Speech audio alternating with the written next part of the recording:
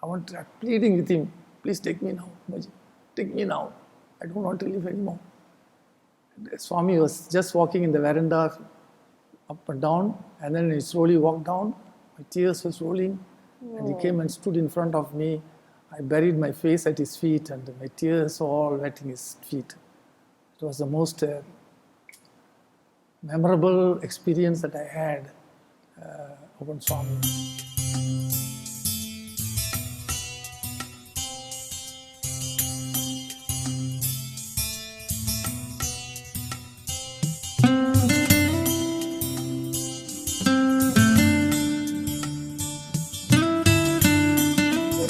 Brother Muthu, thank you for coming here for us to do this recording for Baba and I series. Now, brother, we would like to know, how did you first get to know about Sathya Sai Baba? Good afternoon and Sai Ram. My humble pranams at the lotus feet of Bhagavan. And I thank you all for giving this opportunity to share this journey with Bhagavan. Well, I came to know Baba in the year 1965, and I used to get friends used to give books which I did not want to take effort to read that. And I went to India for a pilgrimage, and a cousin brother of mine bought a book on Baba and asked me to read, which I didn't want to. I brought it and left it in the cupboard. I was involved in many other spiritual organizations and listening to many Swamijis who come discourses. Was basically a very spiritually oriented person. And after my marriage in 1972, a couple of years later, my wife read this book which was kept in the cupboard, and she was so attracted to it.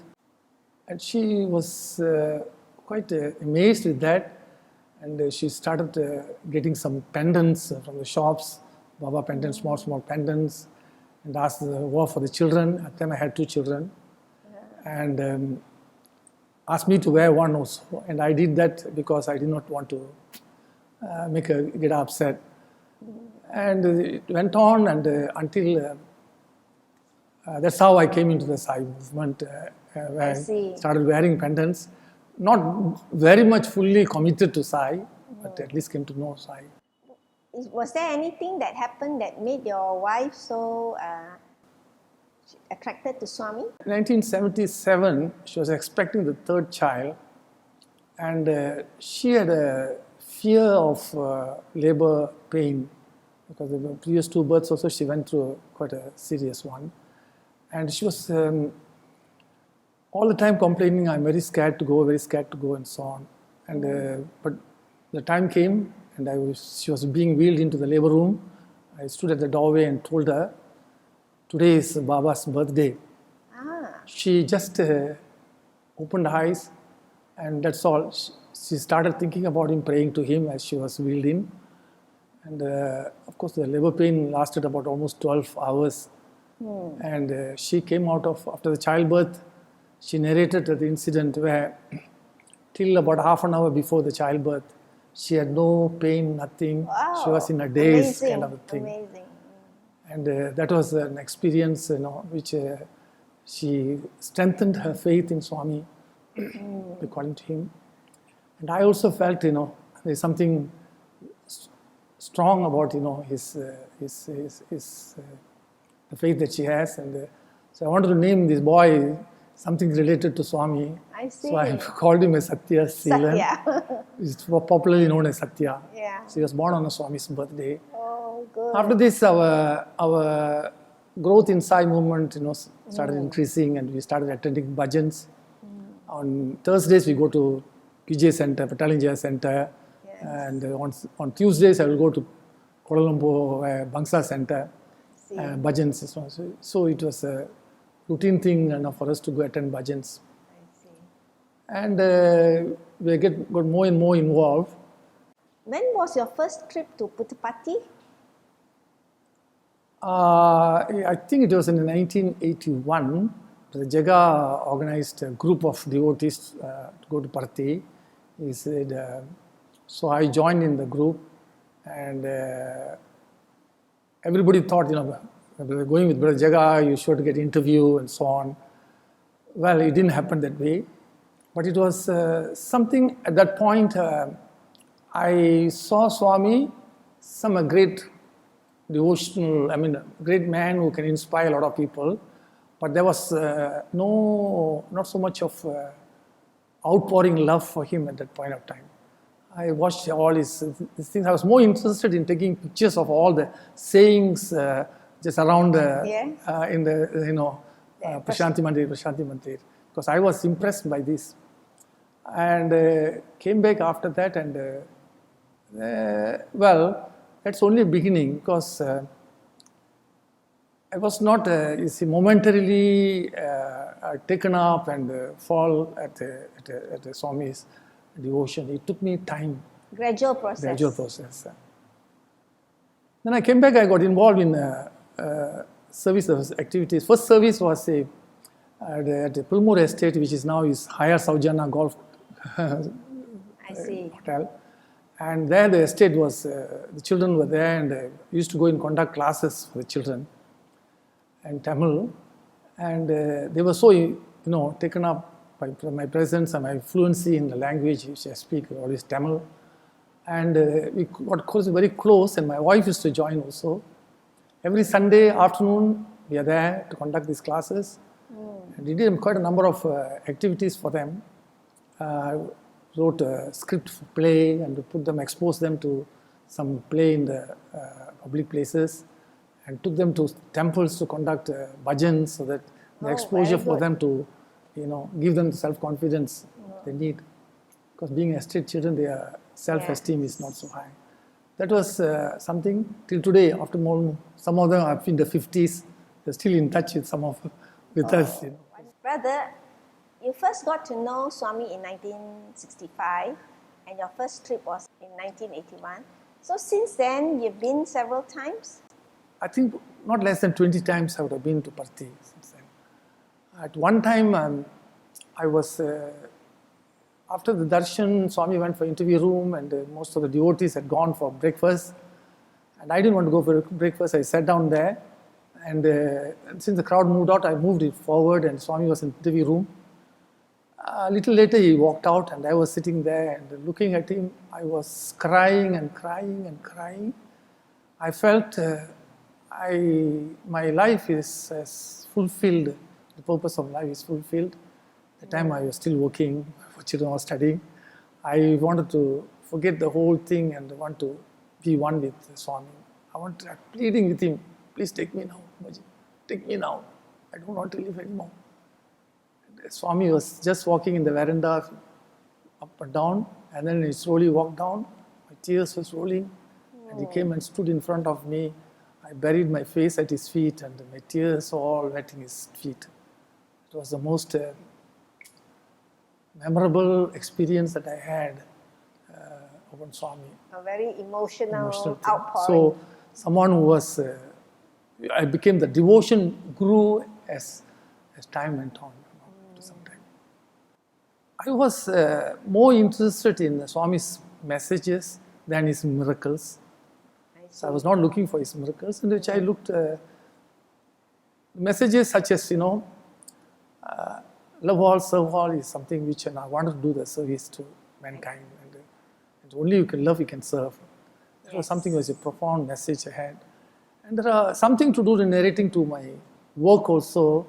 I was in a private company, and American company, and I worked, I don't say it's hard, it was my nature, because Swami said, work is worship, duty is God. Yes. So that has imprinted in my heart so strong that I go to work, I forget about everything, and I'll be always doing my work so hard and non-stop until the time is over to come back.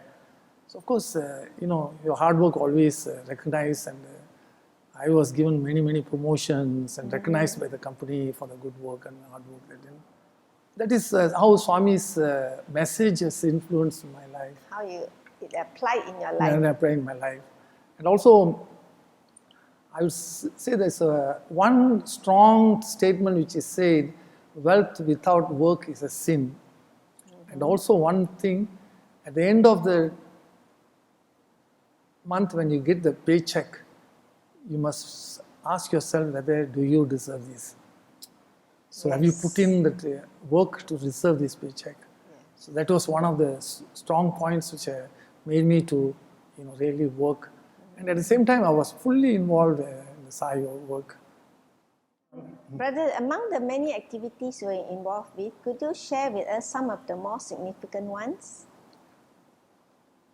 Well, initially it was more on spiritual activities beside the education programs, street children and all that. We went to temples there, we used to conduct bhajans. Later, I was involved in hospital visits on a weekly basis. And Kolakububaru, they retired home, children on a Sunday, every Sundays. I used to go to prisons. Prison visit? Yes. Oh, wonderful. Those days when prison was in Kudu, I used to visit there. Then when it was shifted to Sungai Buloh, I also continued to visit there. Very wonderful, beautiful experience I used to have with the prisoners. I see. What did you do there? No, the prisoners will be brought in there, and then about 30, 35 of them will be seated, and then I used to address them. Mostly I talk about the good things about life and so on, and for motivation in the sense that think of the loved ones that you have. I don't talk so much of God and things like that because it is not in their, in the blood. So I said, you love your parents so much, how much of sacrifice they must have made. And today, the Deepavali is around the corner, and how nice if you're all there together with them. How do you feel? And some of them I see when you talk these things, they shed tears of regret for what they have done, so on. I said, some cases, I used to bring them some vibhuti and give them a kind of a confidence to do good in life. Yes. And one of them told me, sir, why nobody came when we were young to tell us all these good things? Oh. So I felt very sad. The parents also ignorant, and the teachers are unable to give them. So I think the social responsibility to ensure that children all must have these good values education. Human That's why values education. I put so much emphasis on the education in human values. So. Yes. It has to start from young. Start from young. Otherwise it will be too late. In fact, one prisoner came and told me, I'm glad that I came to prison. I said, why? He said, if I had not come to the prison, I wouldn't have met you. And now I know when I leave, I know what I can do, how I can sustain my life. Wonderful. So these are some of the transformations which can take place. It's a beautiful experience that I had. Yeah, I was more, as time grew, I was more involved in the Sai organizational activities because I held on many positions. So not to go down to the ground level to do the service. Now we are doing so many things in a sense that, I used to conduct teachers training for Tamil, for teachers training. Oh. I also participated in training of the state teachers. And also till now I do the parent satsang when the children are having classes. The parents gather, and I used to have that's wonderful. parent satsangs. And that was one of the most beautiful thing in the sense that most of the devotees who come are not Sai devotees, and but the good values that we are projecting, and they feel so attracted. And believe me, today the teachers, most of them are from the mothers who attended this satsang. They got transformed, and they felt it is so good. And they decided they want to teach. And they became Sai devotees. I see. Yeah, so how many children do you have in your classes here? Well, this year when we started, the registration was 400 over. Wonderful. And we have teachers about, I think, close to 40 teachers, trained teachers. And the whole building is not sufficient to hold all the children. Yeah. So we had to break up into 2 sessions from this year. And we use our neighbor Buddhist temple. They also allow us to conduct the classes so there. Good. Yeah. And in front there is a food court. The upstairs is empty. The authorities allowed us to use that. So wonderful. We're conducting classes in this way. But as part of this Seva, the center has adopted an estate, Bukitagar estate. we adopted that for almost 7 years. We had been doing it every week. We used to go and do a lot of service in the sense that teaching the children, the ladies all guided and helping the poor people with rations and so on. This is very remote estate where inaccessible to by cars and all that. So we used to drive there every Sunday and spend a whole day there and so on. And this was going on for some time. And suddenly I saw a Toyota van was brought by the salesman and parked outside the house, and he handed over the key to me. He said, "What is this?" He told me, Oh, amazing. Chinese, our Sai devotees got together, watched the whole service activity that was going on. They collected the fund among themselves, and then they paid for the Toyota van, paid cash, and asked the salesman to send the car to their Oh, house. wow, a miracle again. So actually, it was really, really wonderful how good work is touched by all these, side devotees, and they all responded to that. So you all had a van for your activities. Still is there, it's parked there. You can see the van is still being used, Still being used. For regular service activities. Service and so on. activities.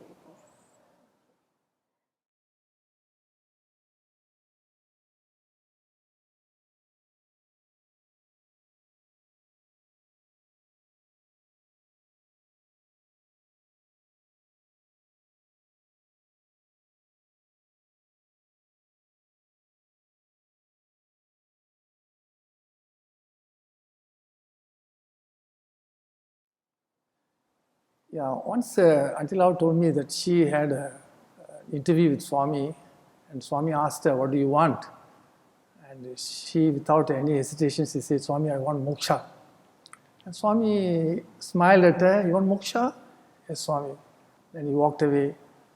And I felt, she shared this with me, Swami is someone who is a wish-fulfilling tree. He gives everything the devotee asks. And I think this life, she is supposed to achieve the moksha. And Swami, in his grace, has to choose a family where she can continue her sadhana to the last part of her life. And that's how I think she ended up. I'm very grateful to Swami for giving her into my family and letting her stay until to the extent where she was almost 90. In her 80s, she used to do a amount of work and service and nobody else can ever do that kind of determination, love for Swami she had. And having said that, we had no choice but because she needed a full-time nursing care and we had to look for a home. And it was very great difficulty to send her away. And of course, she passed away after a few years, 3 years ago. It was something which is Swami's miracle, that the opportunity gave me to serve someone of his devotee. Another one is something which I must say is a family had 2 children and they were side devotees. They had some family problems and separated, and the children were left unattended. And the children got nowhere to go, and where I brought them to my home. And the boy was 13 and the girl was 8. And they became my family till now. Part of your family. So they are actually, now I have 5 children. And everything is shared equally with them, everyone. Got them educated. And I would say that they are talented children. They are all in the Sai. The boy is in Hari, all know, he's so much involved in the spiritual activities and good speaker, and singer and everything. And the girl is also a Balvika's guru, so on. So I felt that God gave us an opportunity to take these children into our fold, and it is to bring them up in a nice way. I thank for this, and I think for all this, who is the main person, responsibility is actually, or responsible for the whole thing that happened is my wife. She's so full of love and she never said no. These are not just a few. There are many, many children who came and stayed in my house for a short while because of some problems, difficulties, stayed for months, stayed for years and so on, and left. So our house was an open house for children who had some problems and so on. It's Swami's grace that we had. Among the many teachings of Swami, which is most meaningful to you, brother? Everything is useful, meaningful, but I think in the later part of my life, something which I strongly applied in my life was, he said, you do my work, I take care of your needs. It's very strongly engraved in my heart. When I retired in 1999, I was left with only my house and savings in my EPF. And I decided to become a full-time volunteer in Sai, doing his work. Though there were many offers of jobs after that, I didn't want to accept it. And I left it to him, you take care, let me fully involve in your work. So that's the time my children all are still studying. Only my daughter finished her teaching course and she's working. I continued to do his work. I was a chairman of the center, Bangsa Center, subsequently became a state coordinator. Then I was appointed as a vice president of a spiritual. And this took me all over the country, visiting all the centers and talking to the devotees and rather sharing my experiences, motivating them to do more for Swami and so on. And I had no time to take care of my children's education-wise and things like that. And there are miracles that took place. Only these miracles I could see after when I got fully involved in his work. My children, I told them, you can't go overseas. If you want to study up to whatever, you can do it here. And of course, my financial restrictions constrained there. Yeah. And they did the Form 6 and all, they got through, and they got into the two boys got into Malayan University.